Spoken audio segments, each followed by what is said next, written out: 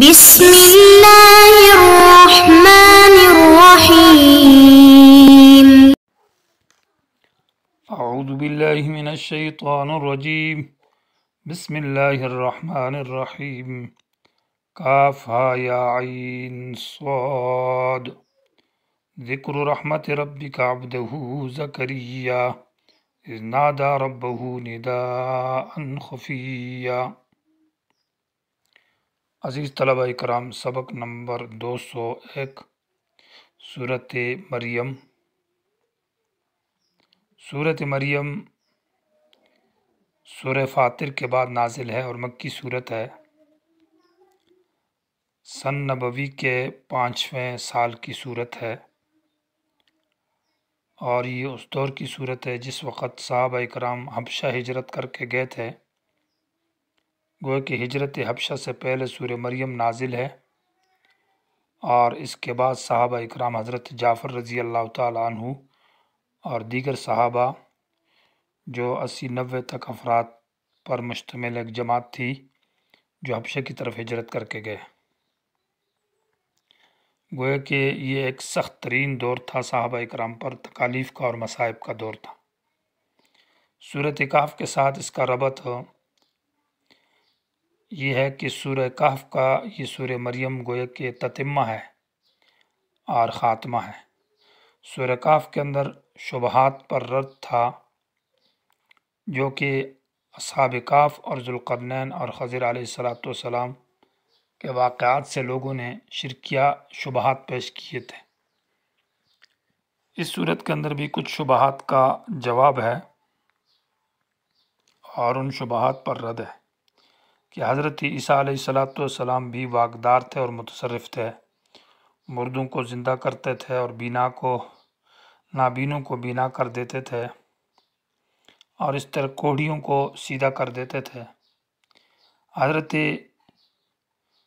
زکریا علیہ السلام کے بارے میں بھی یہود کا عقیدہ یہ تھا کہ وہ اختیار والے تھے اور ان کو بھی کچھ اختیار اور قدرت اور تصرف حاصل تھا. اسی طرح دیگر انبیاء علیہم التسلیمات، حضرت ادریس علیہ السلام، حضرت ابراہیم علیہ السلام، مختلف ان پر شبہات اور ان کے جوابات کا ذکر ہے سورت کے اندر. دوسرا ربط یہ ہے کہ سورہ کہف کے اندر ذکر تھا کہ عالم الغیب اور متصرف اللہ کے سوا کوئی نہیں ہے. تو سورہ کہف کے اندر یہ ذکر کیا جا رہا ہے کہ عالم الغیب ہونا یا متصرف ہونا، قدرت اور اختیار، یہ تو دور کی بات ہے، بلکہ عاجز تھے انبیاء اولیاء اور تضرع اللہ کرتے تھے. اللہ کے محتاج بندے تھے.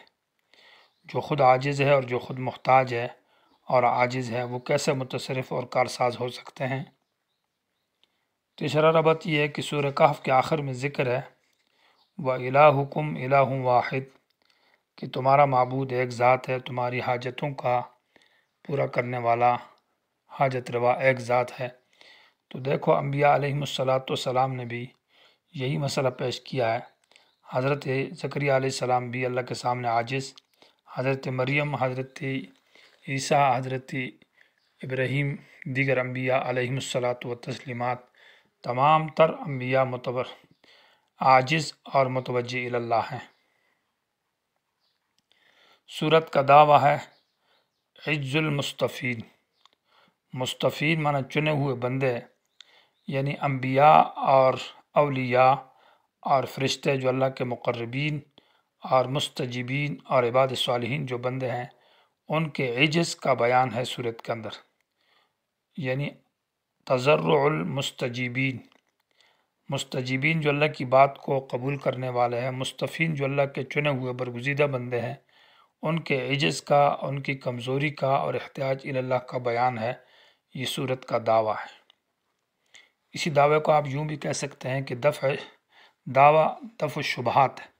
شبہات باطلہ کی تردید اور انبیاء کا عجز بیان کیا ہے. سورت کا یہی خلاصہ اور یہی دعویٰ ہے سورت کے اندر. اور یہ جو انبیاء کا عجز پیش کیا گیا ہے، اس میں احوال انبیاء ہے. قرآن مجید کبھی اقوال ذکر کرتے ہیں انبیاء اولیاء کے، ان کی عاجزی اور کمزوری اور اللہ تعالیٰ کی وحدانیت اور توحید کے، کبھی ان کے حالات کا ذکر کیا جاتا ہے۔ تو اس صورت کے اندر انبیاء علیہ السلام کے احوال کا ذکر ہے، حالات کا ذکر ہے کہ ان کی حالت وہ عاجزی تھی، اقوال بھی ہے اور حالات بھی ہے، اور ان کی دعاؤں کا تذکرہ ہے، اللہ کے سامنے محتاجی اور عاجزی کا ذکر ہے۔ تو حاجت روا، مشکل کشا، فریاد رس صرف ایک اللہ کی ذات ہے۔ انبیاء عاجز ہیں، متصرف اور کارساز نہیں ہیں۔ سورت دو حصوں پر مشتمل ہے۔ پہلا حصہ آیت نمبر 1 سے لے کر آیت نمبر 63 تک ہے۔ اس کے اندر انبیاء کا عجز ذکر ہے اور ان کے احتیاج کا ذکر ہے۔ دوسرے حصے کے اندر آیت نمبر 63 کے بعد آیت نمبر 65 تک عجز الملائکہ وما نتنزل الا بامر ربک لہ ما بین ایدینا وما خلفنا، یعنی انبیاء کے بعد فرشتوں کا عجز بھی ذکر ہے کہ فرشتے بھی عاجز ہیں۔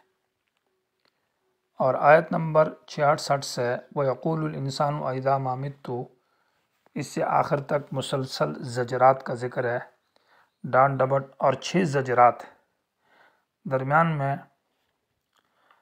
تخفیف اور بشارات بھی مختصر ذکر ہے، لیکن زیادہ تر زجر ہے انکار قیامت کے اوپر۔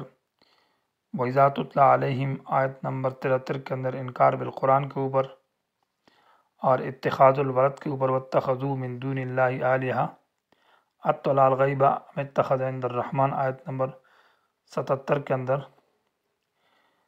اور نفی شفاعت قہریہ کا ذکر بھی ہے، لا یملکون الشفاعۃ الا من اتخذ عند الرحمن عہدا، اور اتخاذ الولد کے اوپر بھی رد ہے، وقالوا اتخذ الرحمن ولدا۔ تو آخری حصے کے اندر آیت نمبر 66 کے بعد آخر تک مسلسل زجرات یعنی ڈانٹ ڈپٹ اور تخفیف اور بشارت۔ اور پہلے حصے کے اندر جو پہلے 2 حصے اس میں تو حاصل یہ ہے کہ صورت کے 3 حصے کیے جائیں۔ پہلا حصہ آیت نمبر 63 تک، اس میں عجز الانبیاء کا ذکر ہے۔ اس کے بعد 2 آیتوں کے اندر آیت نمبر 65 تک عجز الملائکہ کا ذکر ہے، اور اس کے بعد آخر تک مسلسل 6 زجرات ہے اور تخفیفات اور بشارت ہے۔ یہ صورت کا حاصل ہے۔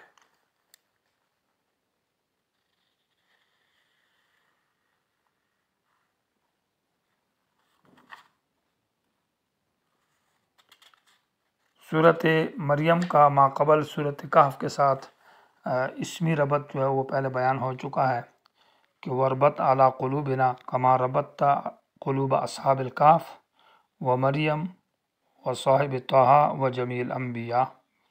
اے اللہ ہمارے دلوں پر مضبوطی لیا جیسے کہ آپ نے مضبوطی ڈالی اصحاب کہف کے دلوں پر، مریم اور صاحب طٰہٰ اور جمیع الانبیاء کے قلوب پر۔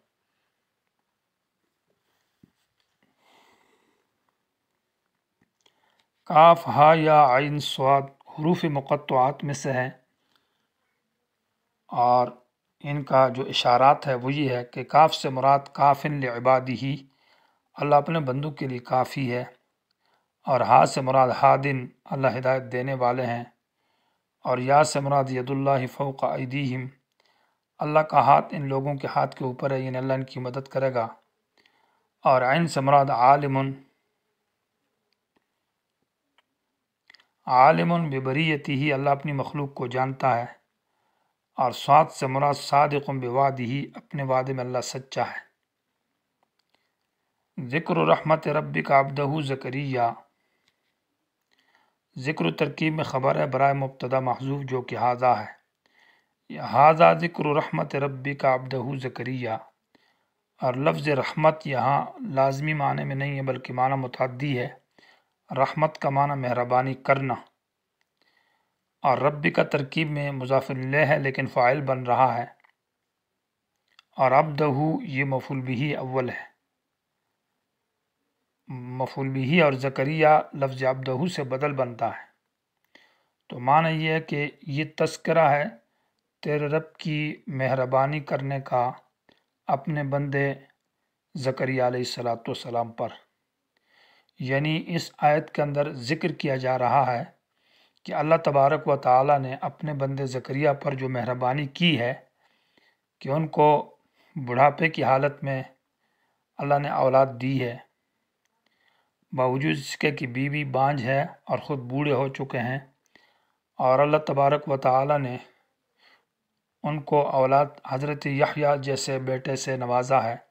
یہ تیرے رب کی ایک مہربانی تھی اپنے بندے زکریا پر، اس کا تذکرہ ہے ان آیات کے اندر۔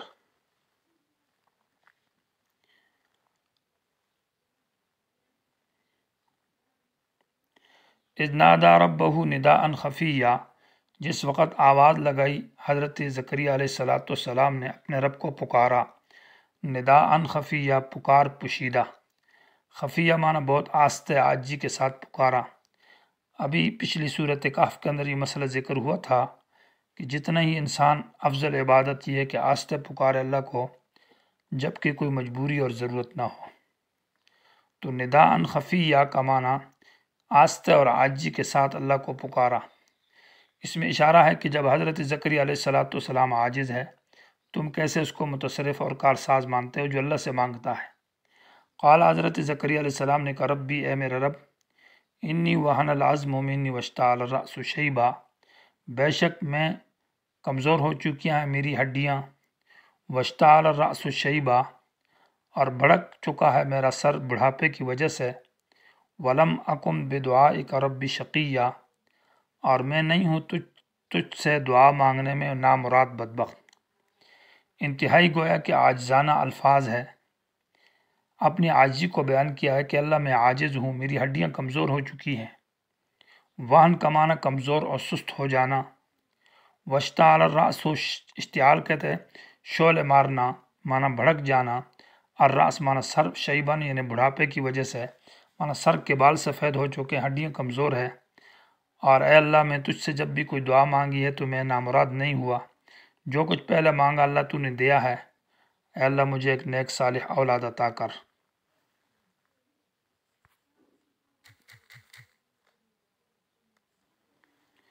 وَإِنِّي خِفْتُ الْمَوَالِيَ مِنْ وَرَائِي وَكَانَتِ امْرَأَتِي عَاقِرًا،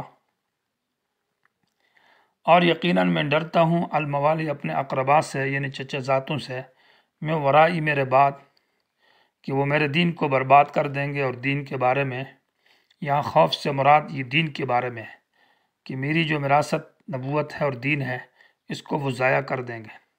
وکانت امراتی عاقراً، اور میری بیوی عاقراً معنی بانجھ ہے، وہ ابھی اولاد کے قابل نہ رہی ہے۔ فہبلی، دے دے مجھے، من لدن کا خاص اپنی طرف سے، بغیر کسی واسطے اور ذریعے کے میں دعا مانگتا ہوں، ولیاً معنی دوست، معنی نیک اولاد جو میرا ولی اور وارث بنے دین میں، یرثنی جو میرا وارث بنے گا، وہ یرث من آل یعقوب جو آل یعقوب کا وارث بنے گا، وجعلہ ربی رضیہ، اور اللہ اس کو ایسا بنا دے اس کو رضیًا معنی پسندیدہ، رضیًا بمعنی مرضیًا کہ جے اللہ تو اس میں اندر اچھے اخلاق اچھی صفات پیدا کر۔ اور وراثت سے مراد وراثت دینی ہے، کیونکہ انبیاء علیہم الصلاۃ والتسلیمات وہ درہم اور دینار کے وراثت نہیں چھوڑتے، ان کے ترکے میں مال میں وراثت نہیں چلتی۔ یہاں معنی یہ ہے کہ یرثنی معنی وہ سنبھالیں گے دین کو، تو یرثنی و یرث من آل یعقوب کا یہ معنی ہوگا کہ کیونکہ آل یعقوب سے تمام انبیاء بنی اسرائیل کا تو وارث نہیں بن سکتا، اس لیے آیت کے اندر ظاہری معنی یہی ہے کہ وہ میرا اور آل یعقوب کا وارث یعنی دینی وراثت مراد ہے۔